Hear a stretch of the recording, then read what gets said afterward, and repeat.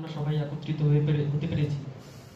সেই সাথে মঞ্চে উপস্থিত রঞ্জিত দেব স্যার, যিনি কোচবিহারের বিখ্যাত একজন স্বনামধন্য সাহিত্যিক। তার লেখা পড়ি আমরা সবসময় শিখি তার কাছ থেকে। আজকে তার সঙ্গে দেখা হয়েছে, আমি ভীষণ খুশি ব্যক্তিগতভাবে।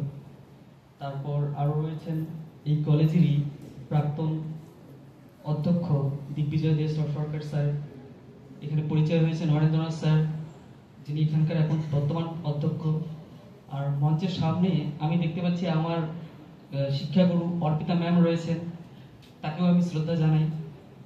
আমি একবারই কবিতা পড়ছি।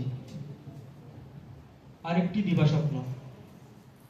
দুপুরে পাখিদের স্নিগ্ধ সুরের বালিশে মাথা রাখি, অসীম শূন্যতার ঘরদোর খুঁজি দিবাস্বপ্নের সংসার থেকে।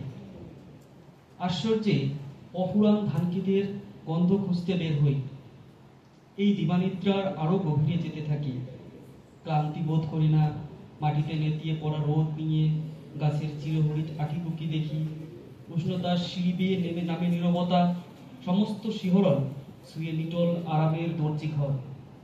আজ কোনো প্রশ্ন নেই, কোনো অভিমান নেই, কোনো অভিযোগ নেই।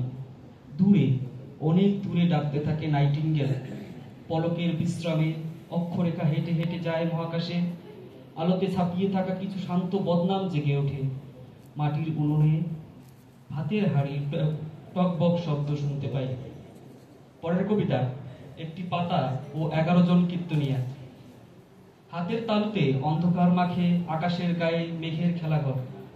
উন্মাদ বাচার গান ধরে দাগে অতীত বর্ষা খেলা। স্মৃতির উঠোন মরুর শহর, উৎপাতে শকুনের ব্যথা। বাজার তাগিদ বিচ্ছিন্ন করে দীর্ঘশ্বাসে বৃষ্টি নামে। হাহাকারে মায়া ছেড়ে বেরিয়ে পড়ি রজনীর তৃতীয় প্রহরে।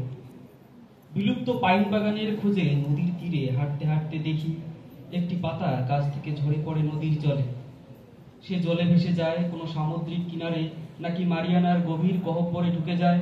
কেউ কিছুই ভাবলো না সংশ্লিষ্ট ব্যাপারে। তারপর দেখি 11 জন কীর্তনিয়া ঘটনার অগোচরে সেই পথেই সানন্দে বাড়ি ফিরছে।